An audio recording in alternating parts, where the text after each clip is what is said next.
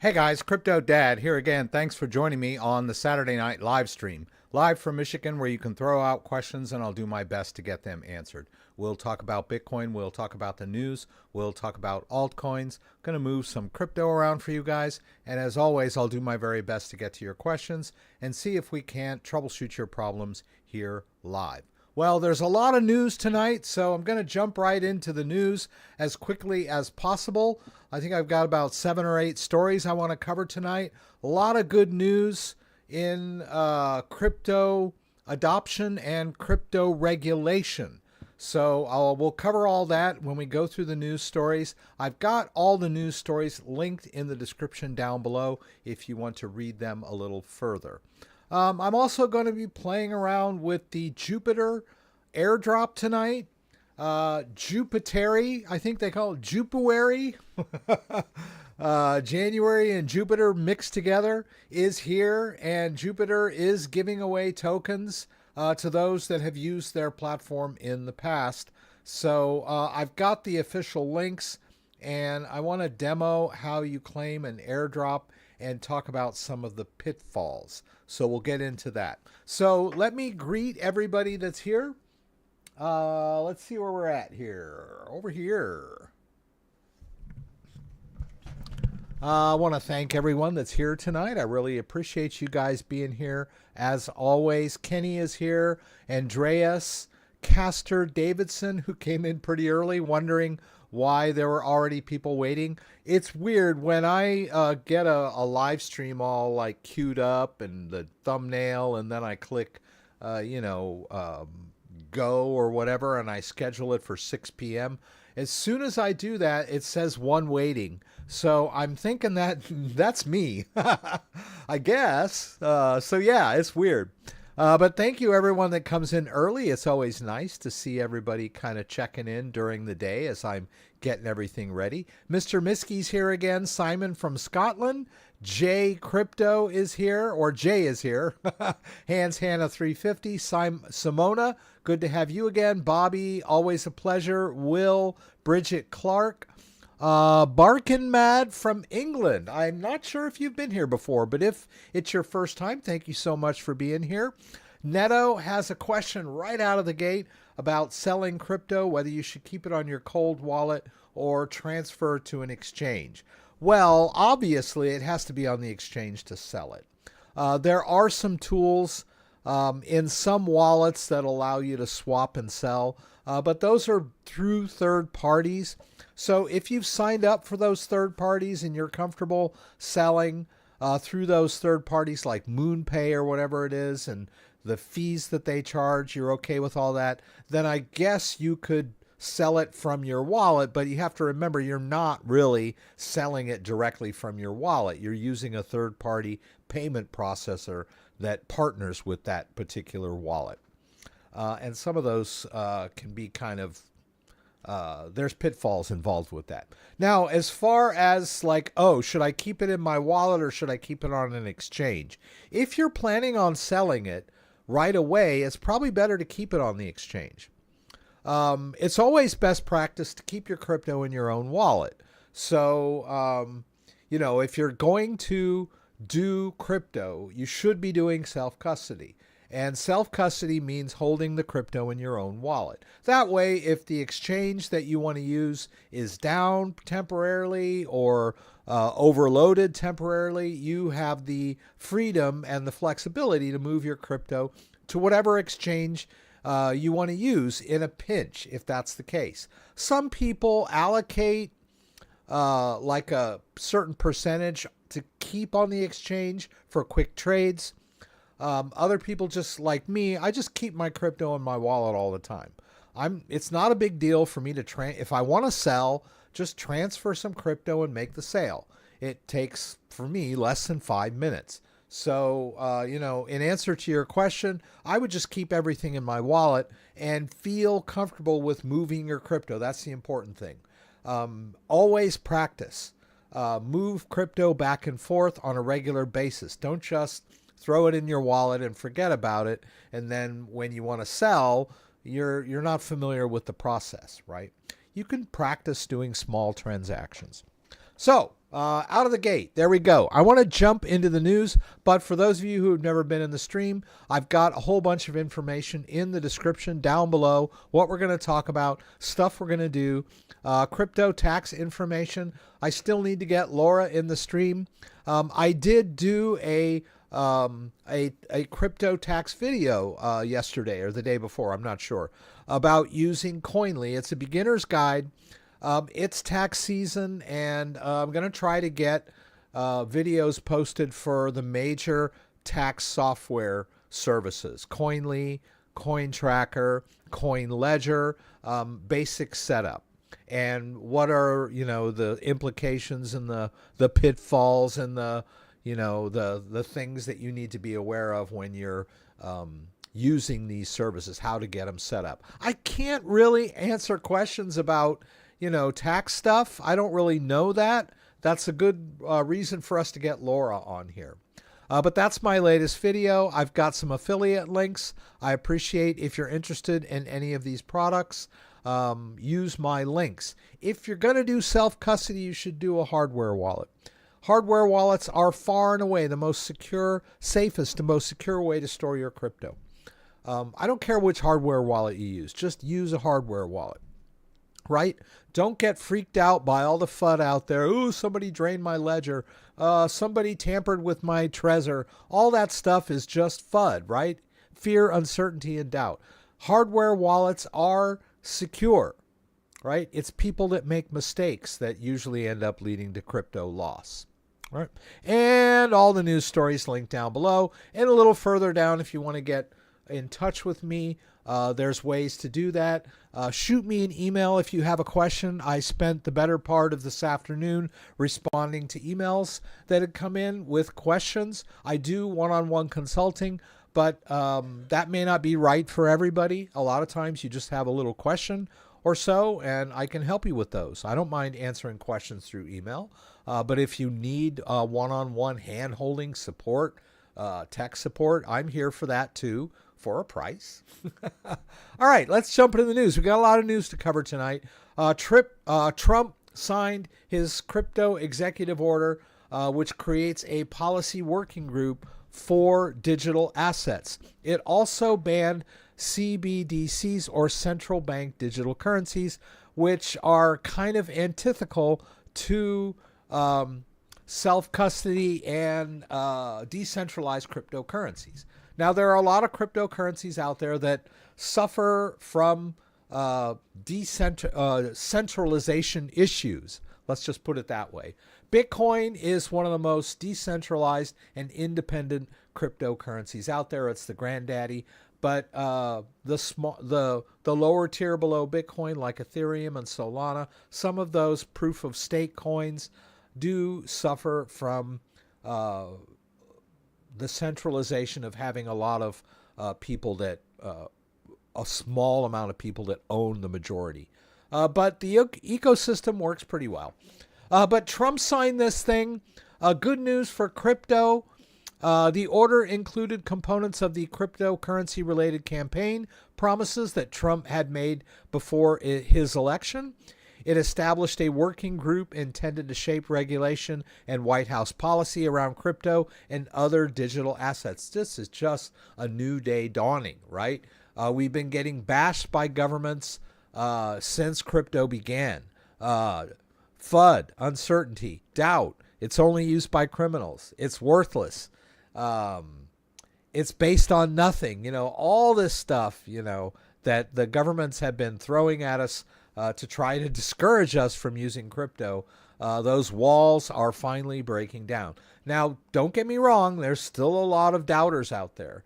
There are still a lot of people that, think crypto is, a fad or a scam or a Ponzi or whatever you want to think. And a lot of those people are in the government. So it's not going to be smooth sailing. But it is incredible that the President of the United States is advocating crypto. Very, very interesting times we live in. This other story here goes into a little more detail about how this can be a game changer for institutional adoption. The CBDC ban, the Central Bank Digital Currency ban. That's really good because the fear was that banks and financial institutions and governments would invent their own cryptos that were centralized and controllable, and that people would be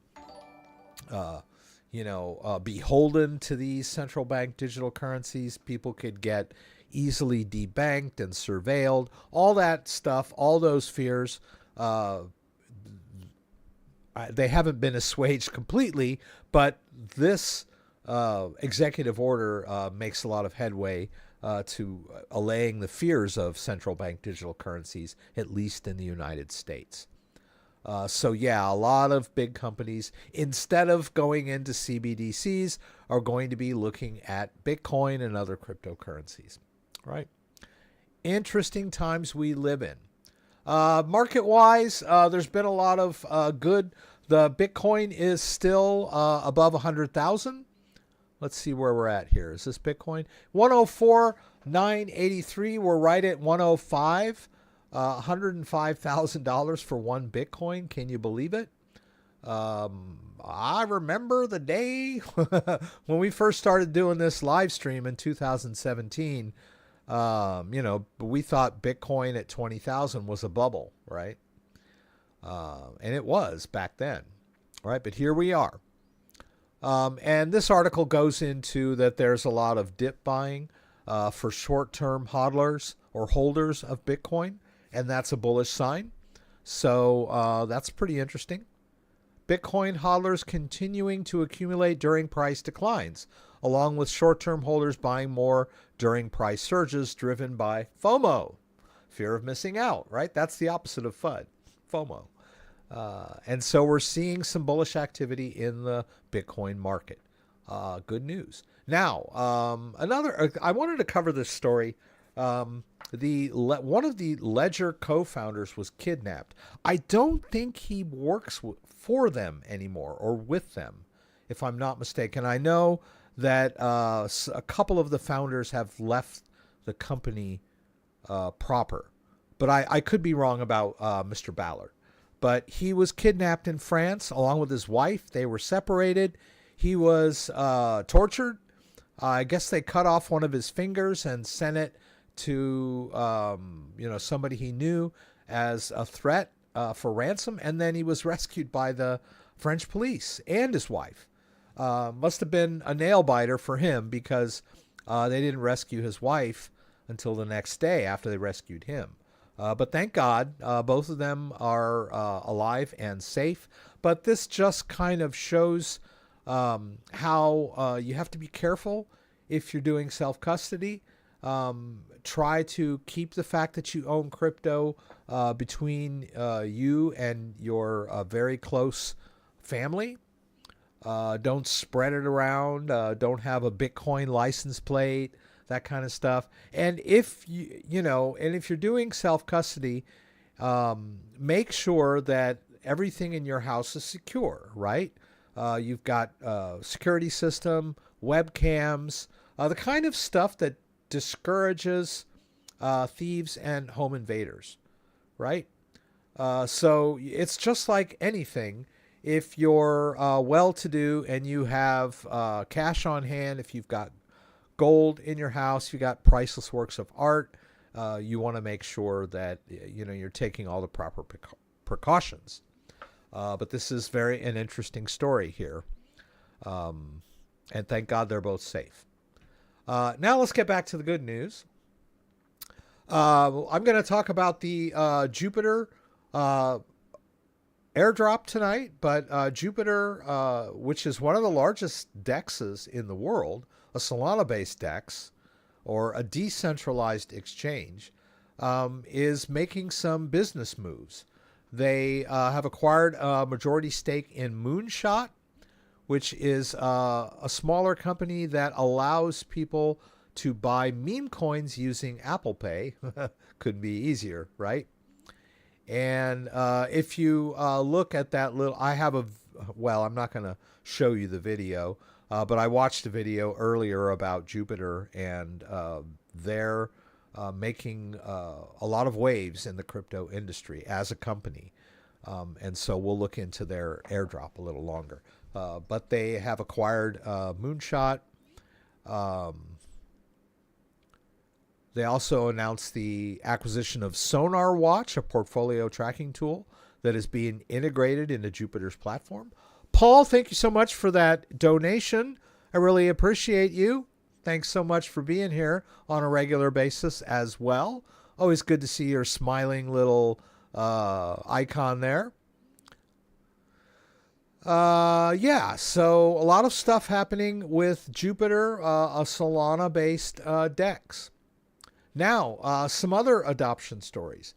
Now, when the Bitcoin ETFs debuted in early 2024, BlackRock, being one of the biggest ones, was somehow barred or blocked by the SEC for having in-kind redemptions, which means settling contracts in the underlying commodity that you're managing, right? Being able to settle contracts directly in Bitcoin.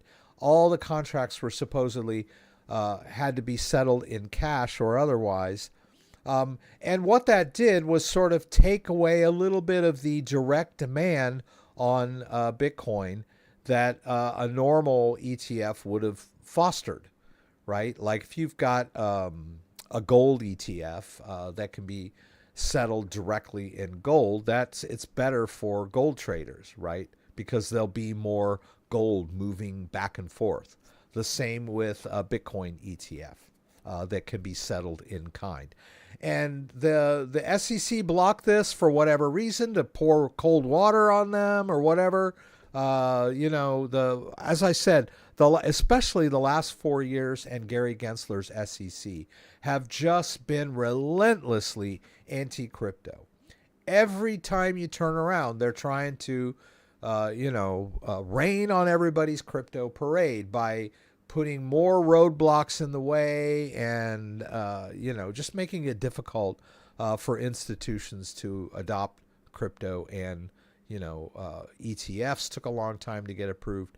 But now the SEC is amending their permit, I guess, to allow in-kind redemptions. That's really cool, right? So things are a-changing. I guess Gary Gensler is gone now, and the new SEC commissioner is in office, right? So this is a big deal. Also, the SEC has withdrawn their controversial crypto financial reporting bulletin, which they called SAB 121. If you remember, a few months back, this was up for debate in Congress, and Congress was debating whether or not this bulletin should be withdrawn, and both houses of Congress voted to have it withdrawn, and then Biden vetoed it, right? But now the SEC itself, of their own free will, has removed this. And it was kind of another roadblock to crypto institutional adoption. So we've got the NASDAQ easing their, the rules on Bitcoin ETFs. We have the SEC that's now favorable to crypto and, sane regulations. So things are changing, guys. The dominoes are falling. This is all really good news. And also the Oversight Committee, which is run by Republicans, are now launching a debanking investigation. If you recall, there was some big bank failures in early 2023, and there was some concern that these banks were being singled out because they were crypto friendly. And there was, of course, public denials of this, but, proof is in the pudding, and there's probably a paper or a digital trail somewhere about, that there were certain government agencies had it in for these banks specifically in order to throw the crypto industry in disarray. And so there's going to be an investigation. I doubt that anybody's going to go to jail, but this is a big turnaround, right? It was called Chokepoint 2.0, and it was just a way for the government to put a hamper on the crypto industry. And so now there's going to be an investigation into any wrongdoing that occurred during this, because it really wasn't fair to banks to, be pushed into insolvency and singled out because they were crypto friendly. All right. Let me get to the questions. I see there's a question over here from A1 and Paul. So let me grab Paul. He's on top there. I have a Coinbase wallet with wrapped ETH.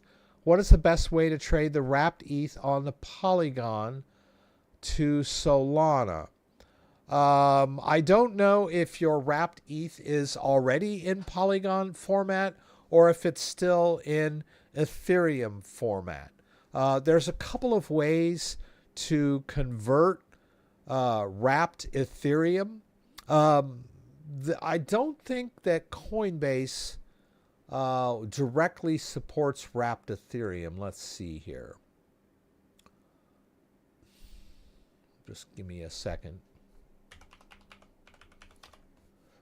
I think Coinbase, well, that was wrapped Bitcoin. Let's see if we can, let's try this. Let's see if we can deposit. Well, let's go to spot. Let's see if they have wrapped Bitcoin or wrapped Ethereum, pardon me. Doesn't look like it. Generally, there are some exchanges where you can sell your wrapped Ethereum. Others not. Okay, yeah, I guess not. The easiest thing to do with wrapped Ethereum is to swap it for regular Ethereum, and then you can put that on an exchange and swap it for Polygon. That's probably one of the more straightforward ways of doing it. I know it might seem simpler to do it in your wallet, but it's not really. You would have to use some kind of Ethereum to Polygon bridge in order to convert your wrapped ETH from Ethereum based to Polygon based. Now, Paul, if you already have your wrapped ETH in Polygon format, and it's in your Metamask wallet or in your Rabby wallet or whatever, it's pretty swappable. It has a lot of liquidity, so really easy to swap wrapped ETH for just about anything else. So you could probably trade wrapped ETH for any other Polygon token. But yeah, I mean, the easiest thing to do with wrapped ETH is just convert it back to Ethereum. And then from there, I mean, Ethereum is universal.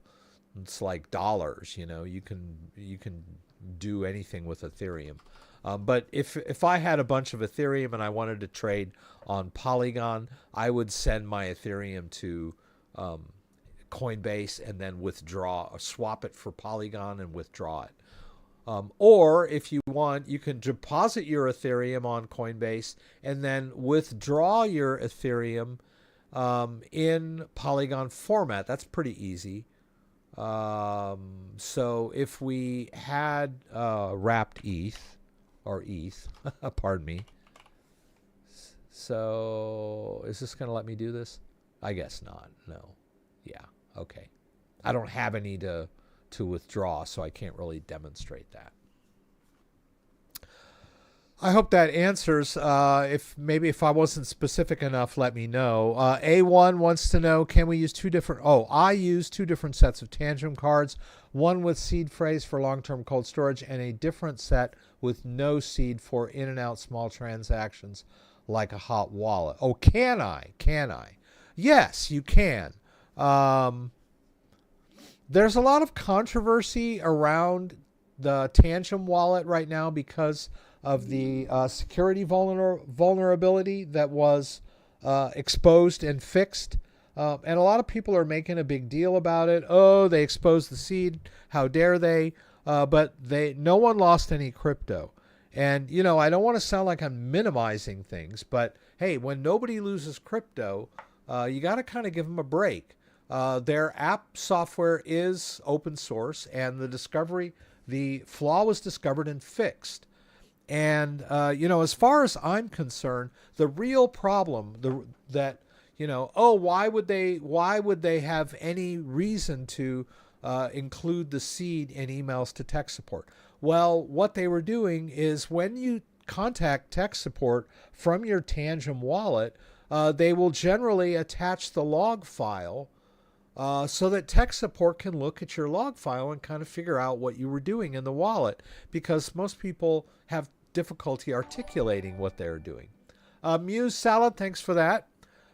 So it makes total sense that they would include the log file. The bug was that the seed phrase ended up in the log file. And the reason why that was because it was a bug in the code. But the fact that people want to use a seed phrase with their Tangem wallet sort of forced the developers to come up with this scheme for somehow exporting the private key from the card in the form of a seed phrase over to the app. There's no screen on a Tangem card, right? A Tangem card is just a card. There's no readout. So in order to present this seed phrase to the user, they have to send it from the card to the app. And that's where the pitfalls begin, right? My thing is just use the seedless option. Now, a lot of people don't like that. People claim, oh, it's not a real crypto wallet if you don't have a seed phrase. You want to be able to have a flexible backup that you could use with a different wallet or whatever, blah, blah, blah, blah, blah. Yeah, that's, you know, standard crypto belief. But the Tangem wallet is a new paradigm. They are trying to create a wallet that is safe from seed phrase mismanagement. And what do people do? They're like, I need a seed phrase, right? So, and then there's so much, you know, people out there talking about this that newcomers are swayed into using the seed phrase option, when really the best option for a newcomer is the seedless option.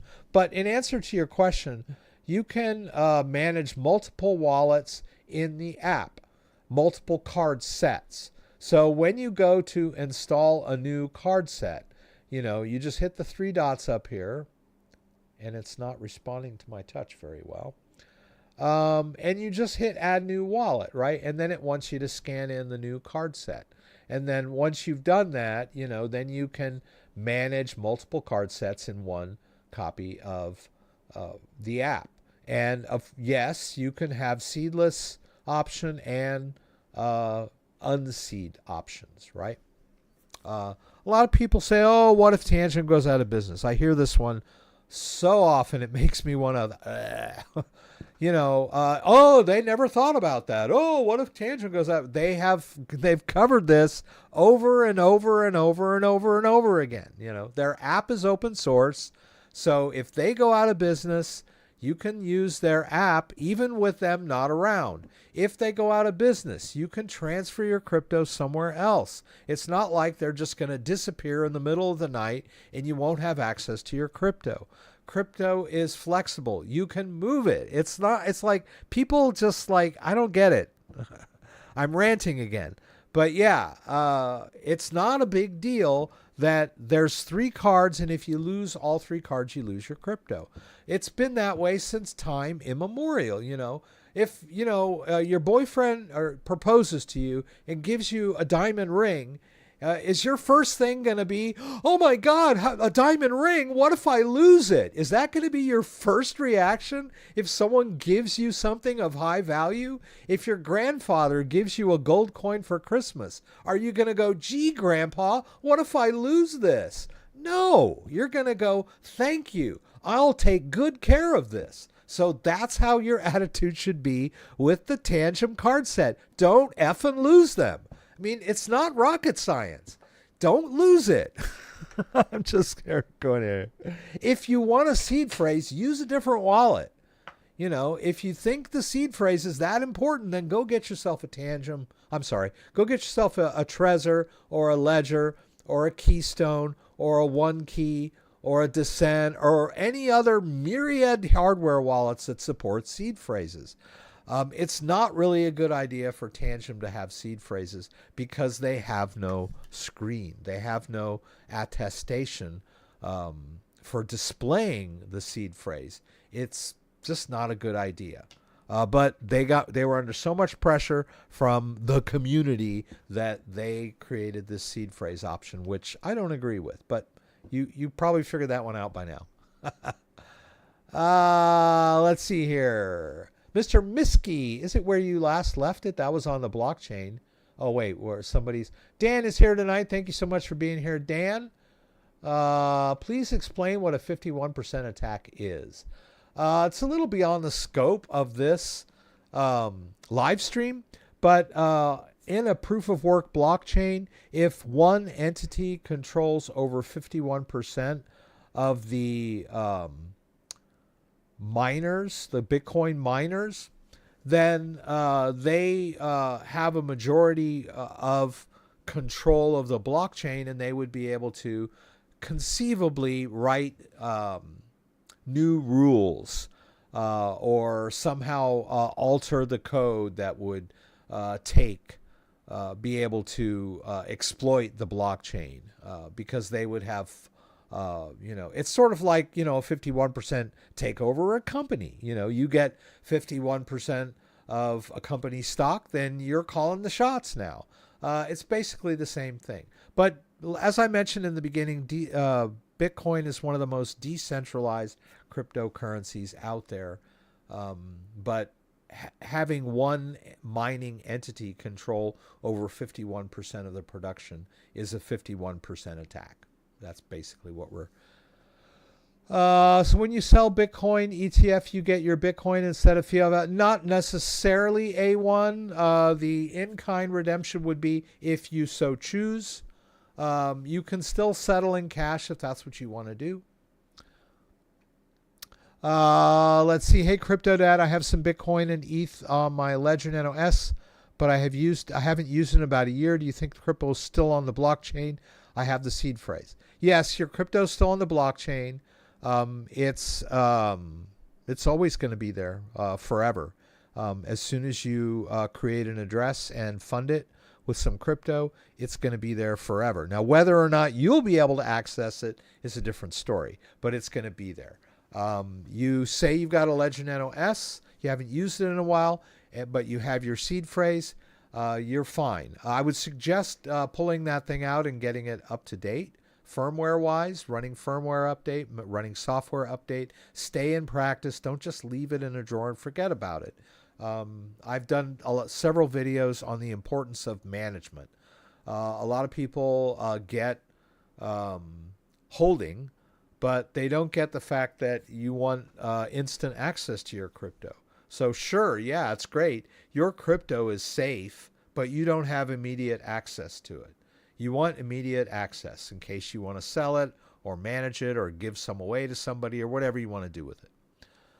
All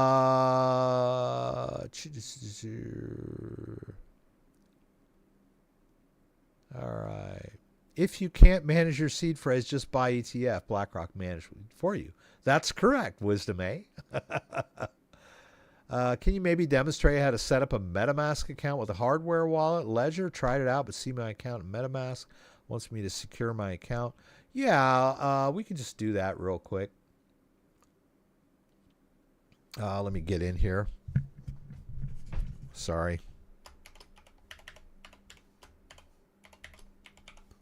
Yeah, there's a bit of confusion when it comes to... let me see. I'm just going to get rid of this account. If I can do that. Ugh, I guess I can't. Oh, they used to do this. Okay, here it is. They changed the way they did this, but I remembered the new way. All right, so I'm just going to delete these accounts so I can show you how they get set up. All right, so when you set up a MetaMask wallet in your browser as an extension, the first thing it'll do is give you a seed phrase. And you write that seed phrase down. It's 12 words. And that is the backup to the MetaMask wallet in case your browser gets uninstalled, the extension gets uninstalled, your hard drive crashes, your computer crashes. You have a backup. You can restore it, right? You can see there's nothing in this. But if you wish to secure your crypto by connecting a ledger device, just connect your device, and you need to be in the Ethereum app. I'm going to move my camera over here so you guys can see this. Michael, thank you so much for that subscription. Appreciate that. Just going to do. All right, quit app. All right, so we need to have our device connected, and we need to be in the Ethereum app, right? Right, and then once you're in the, come on, baby. There it goes. All right, once you're in the Ethereum app, then in MetaMask, you just go, all right, sorry. Just go up here to add account or hardware wallet. And then choose hardware wallet, choose your device. Now, this is where things can get a little dicey. If you don't have the device connected, you don't have the PIN entered, and you're not in the Ethereum app, you're going to get all kinds of weird messages. So you got to have the app. You got to have the device connected, unlocked. That means enter the PIN, and it has to be in the Ethereum app. So most people are missing one of those three. And then they're what's going on? I'm getting error messages. Why can't I do this? Blah, blah, blah, blah. And I say it over and over again. Connect it, unlock it, and enter the Ethereum app. All right. So we choose Ledger. We go continue. Now, this is another pitfall. This is where it's telling you to connect the device to the browser. This is the browser recognizing the device. Mine already says paired, right? It's already paired up. Right now, it's actually connecting to the device. It doesn't access anything secret. It accesses the public information of your Ethereum wallet. All right, and I'll just go ahead and tick off both of these because they're both relevant. They both have balances that I know, but usually all you need is one, right? Just use the first one or whatever. Let's hit unlock, and lo and behold, now I have two different new accounts that are based on the ledger, being protected by the ledger. The private key is on the device. If anything happens to my MetaMask wallet, all I have to do is install it on a new computer, new browser, reconnect the device. All that will still be there, right? You watched me delete them, and now I've just reconnected them. Now, what a lot of people get confused about is, okay, they had some token in their original default MetaMask account, and they're going, oh, is that protected now? No, it is not. The only accounts that are protected were the accounts that were created when you connected your device. The other account, the old account, is still based on that 12 words that you wrote down when you set up MetaMask. That's a completely different wallet, right? When you connect a ledger device to MetaMask, only this account is protected by the device, right? All your other MetaMask accounts are not. How do you protect the accounts that are already there? You cannot add hardware support for an existing MetaMask standalone account. You'll have to transfer the crypto from the standalone account to your ledger protected account. Now, let's go ahead and claim this airdrop and see what happens, right? If, hilarity ensues. Michael Rodriguez is thanking me for something I did 4 years ago. That's nice. I appreciate that. I can also transfer out of the Tangent 2 when I get a different cold wallet. I've just decided which one I want. You have so many to pick from. Yes, A1. Crypto is flexible, movable. If you decide you want to change wallets, you can just move your crypto out of your Tangent wallet somewhere else. Cartosaur. I got rug pulled sadly from a meme token. I have the token and the value shows but I can't sell the token. Yeah, that's pretty sad. Sometimes rug pulls have a specific definition, but a lot of people use that term for a coin where they lose money. They call it a rug pull. But strictly speaking, a rug pull is when the developers abandon the account. If the token is still active and a bunch of bigwigs just sell their token and the price crashes, that's not really a rug pull per se. It just means that you bought the wrong coin, or you held on to it too long or whatever, right? Or, the people behind the coin were nefarious. Let's see. I can't right click in my Ledger Live to hide scanners. Yeah, you should be able to. So you're in a, let's see. Do I have any scam tokens? Yeah, well, I have a token here. Let's go to the other account. Whoops. I think this account has, yeah, there's some tokens in here. I pretty much have already hidden all my scam tokens. But if you right click, you should be able to hide token. Now, if you're in the token, then you can't right click, right? You have to go over to the 3 dots and then you can hide.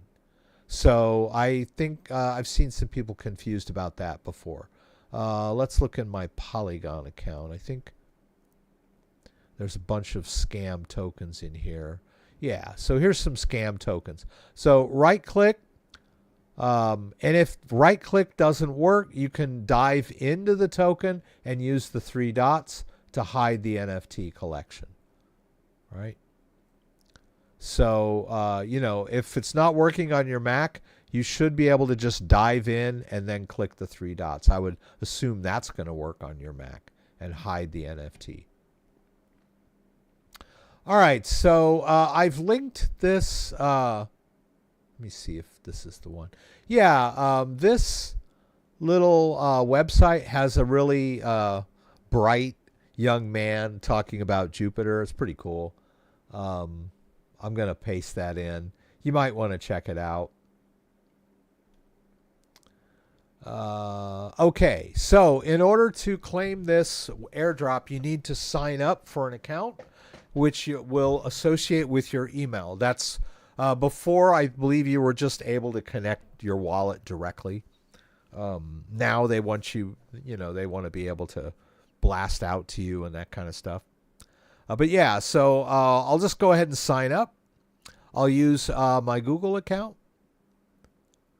I'll use my CryptoDad email. And done. Not a big deal. All right, now I want to connect my wallet. Let's see here. I believe I like to use Solflare rather than connecting the ledger directly because my Solflare wallet is managed by my ledger.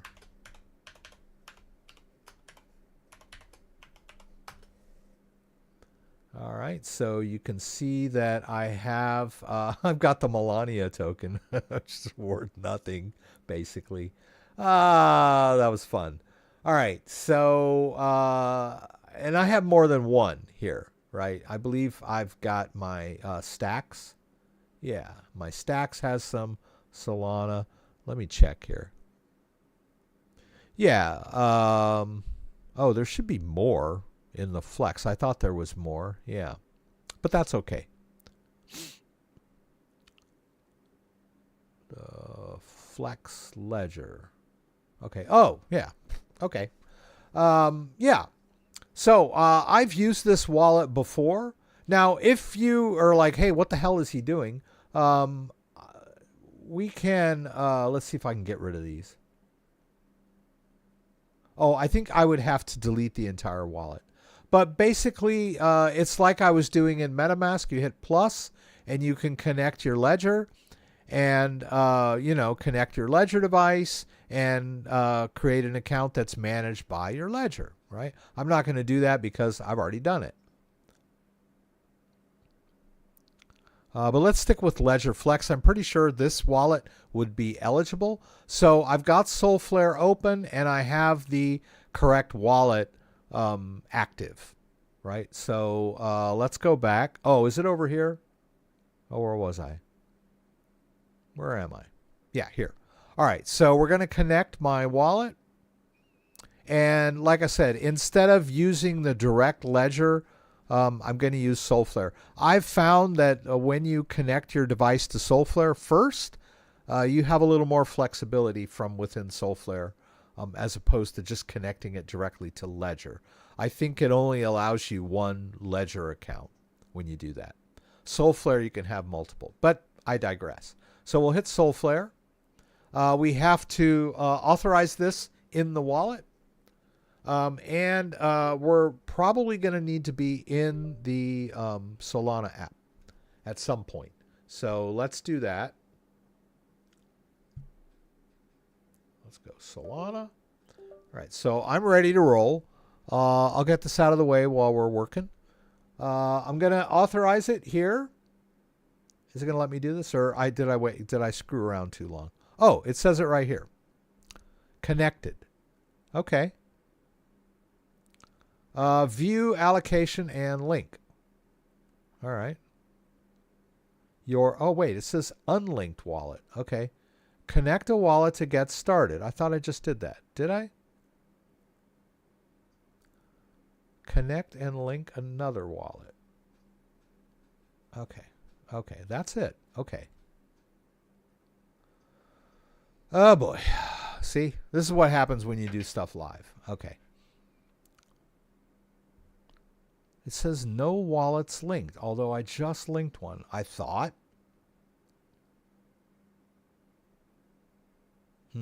Okay. Now, he did mention, can I unlink? Because this is bumming me out here. Wallet disconnected. Okay. All right, let me make sure I'm doing this right. I think I just talked too long. That's my problem. Let's log out. The time has finally come. Yeah, it's so dramatic. Okay, let's log in. Okay.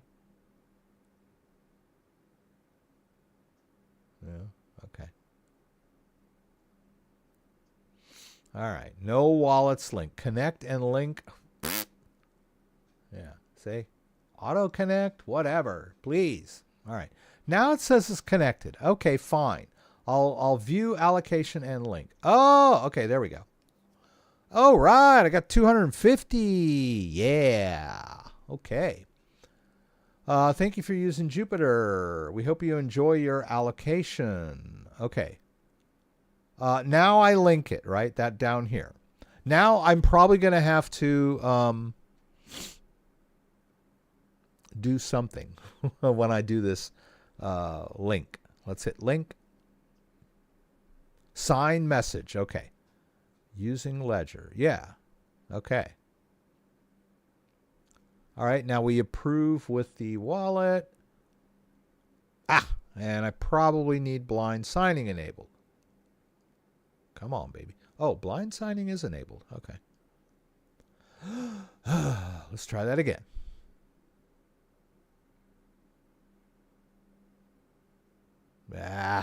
Pooies. All right. Oh, what? I saw a message. What did that say? Error linking wallet. Okay. All right. All right. He did mention in that very dramatic video that the Solana blockchain is really busy right now and that it might be a better idea to wait until things cool off. All right. But I'm never one to do that, right? Let's try it in a different browser and see what happens. All right. So if we go over here to Solflare in my Brave browser.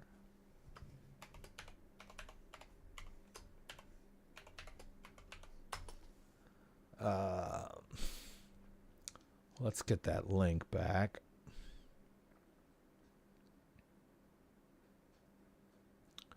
Come come on, Rex. Oh, I know. It's over here. Up the top here. Boop-a-doo. Yeah, right here. Whoops. All right, so let's go over the Brave browser and give it a shot and see what happens. You never know. Sometimes you just try a couple of different ways, things will happen. All right, so here we are back on the page, over in a different browser. Let's log in using our Google account. Ah, wrong account. Damn it. Let's try that again. The time has finally come. Ah. Come on, Rex. You can do it.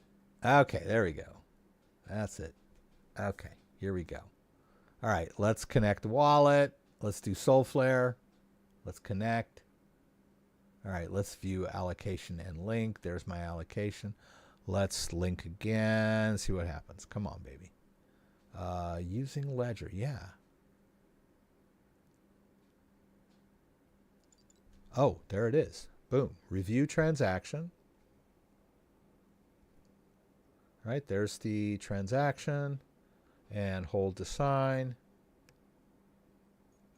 And there we go. Signed. Signed, sealed, and delivered. Okay, now I got to claim it. All right, so let's hit claim. Claim and stake, or claim only. I'm going to claim only. Come on, man. They were like, please stake. I'm like, no. All right. Okay, here we go. We need to authorize here. It's going to cost me 52 cents worth of Solana. I need to review. There we go. Hold and sign. Boom. Okay. All right. Well, what just happened?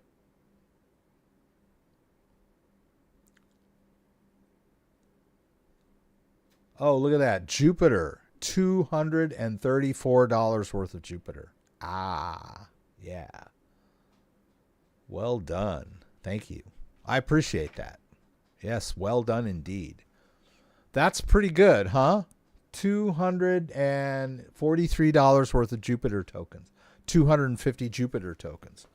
I could have staked them. I can still stake them if I want to. Right? However you do it. I'm sure there's a way. Oh, that's Solana staking. I could figure out maybe how to go back in. Like back to profile. Stake it. Yeah. Yeah, so I could stake my Jupiter again if I wanted to. But not bad. I love it.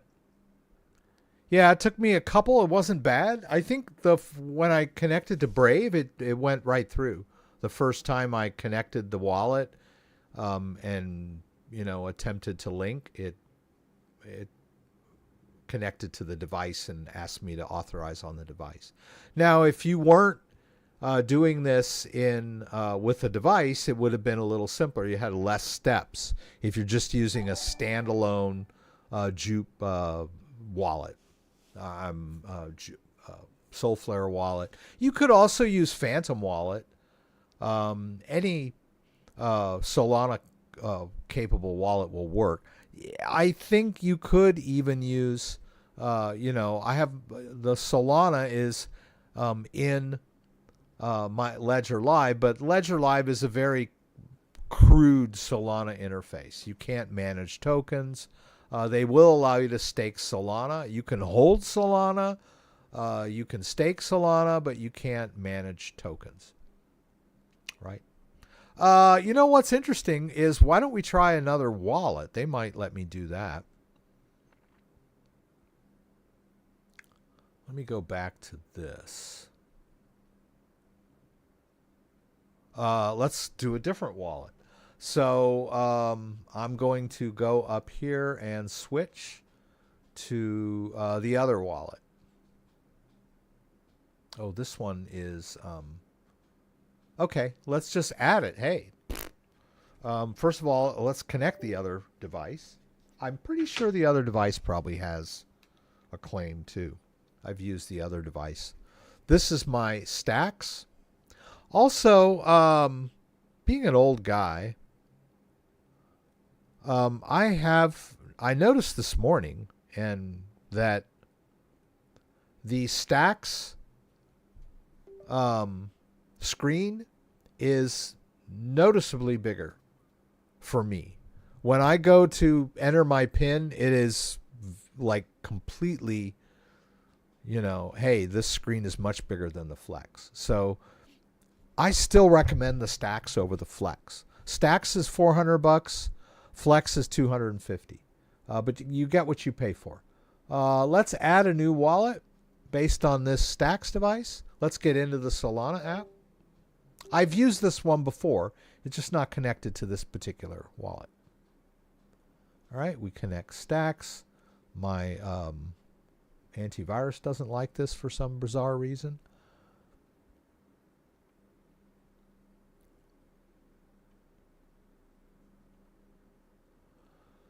Okay, and there's the account there. Okay, so we've got this, and they've called this one main ledger too. They're both main ledger. Okay, I would like to rename this one.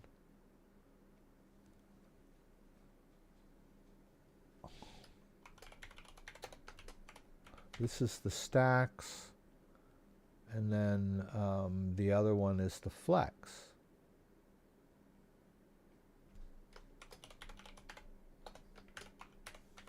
Okay, I can keep them straight. All right, so we want Stacks active. And where the heck were we? Which tab was I using? This one. Okay. Yeah. I'll just close this. All right, so connect another wallet. All right, connect another wallet. We'll use Solflare. I don't think it's going to let me do this because they're both Solflare. It's like, hey, it's one wallet. Oh, okay, here we go.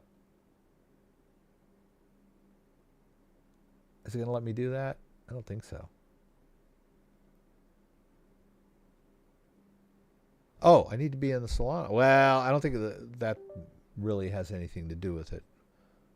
But let's say, oh, yeah, there it is. Hey, boo. Okay, let me move this thing for you. So you can see that it connected the other wallet, right? Let me move this a little bit. It's kind of hard to see what I'm doing here. Okay, there. Now you can kind of see the wallet, right?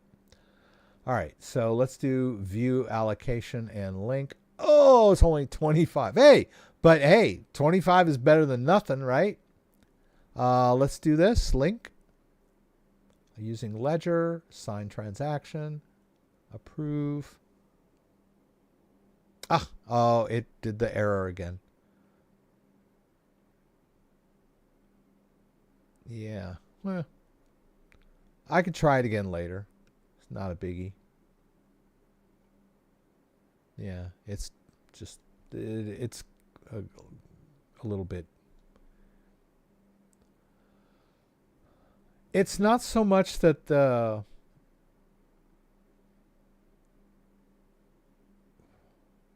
Solana is busy. I just think that sometimes these things are a little bit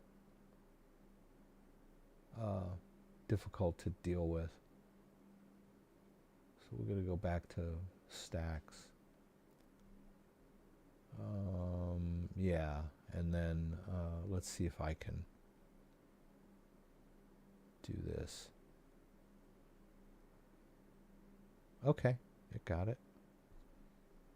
Sees that.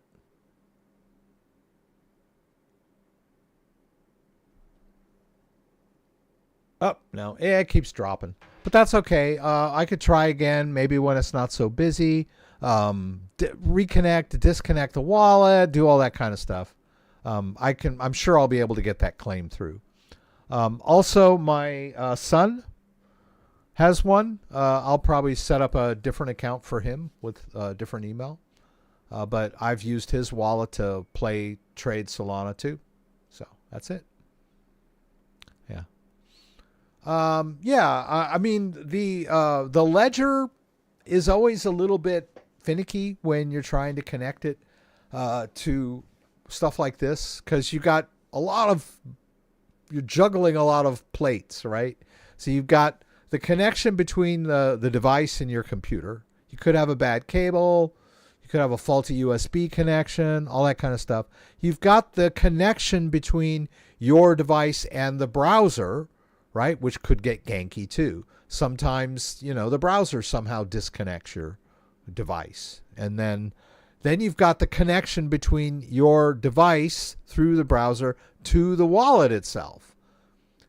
So that's another component of this. And then you've got the claim site trying to connect to your wallet, which relies on all these other connections. So it's easy for something to get kind of whacked out. Not a big deal. Disconnect, reconnect, maybe reboot your computer, try again, all that kind of stuff. Switch browsers. You have to be resourceful in those situations.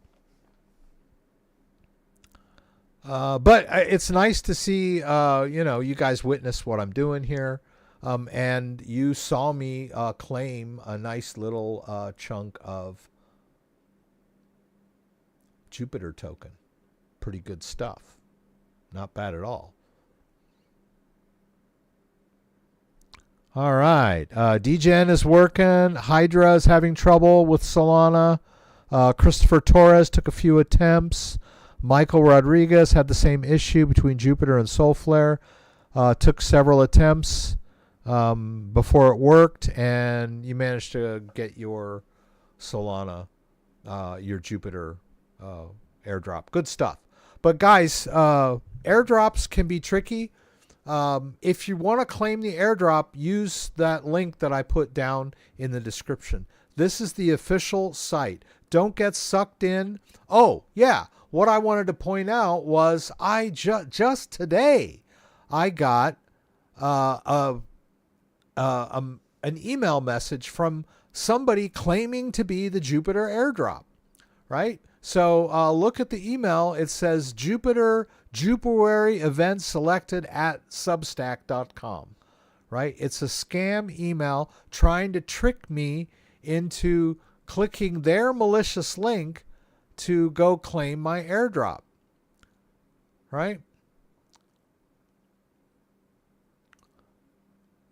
There's a claim now. I guess there was a button in the email which I don't see. Oh, wherever it went. Maybe Gmail, if I say look safe, will the button come back? Oh, yeah, see, there's the button, right? That's the button that would take me to a malicious website that would probably drain my Solana wallet, because I would authorize. See, when you claim an airdrop, you do have to do an authorization.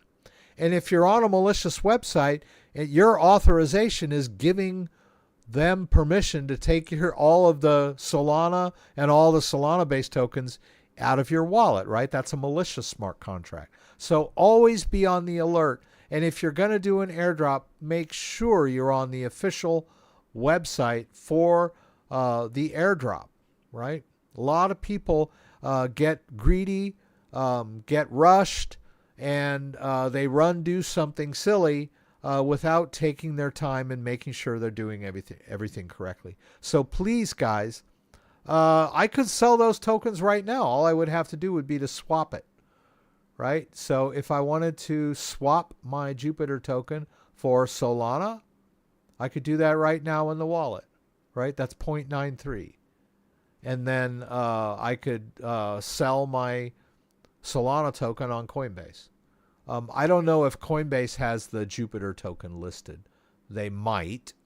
No,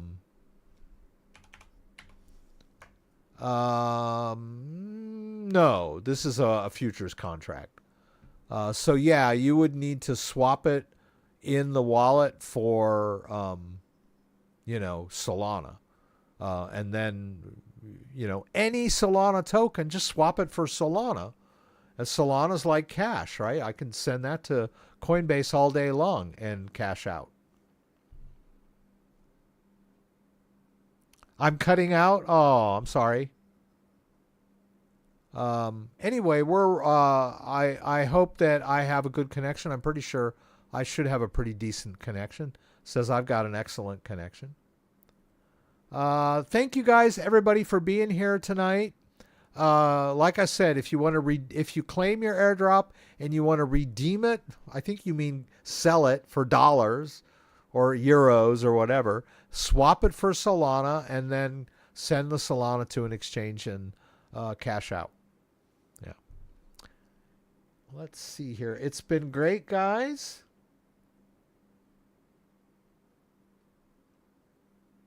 I want to thank everybody for joining me tonight. Let's see if we can get this out of shot. Always good to have you guys here with me. And I will be here again next week.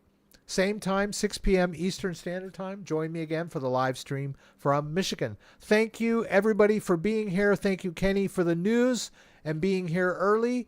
As usual, thank you so much, Dan, for being here and helping me manage some of the questions that were pouring in. I really appreciate it. Thank you, everybody that asked questions.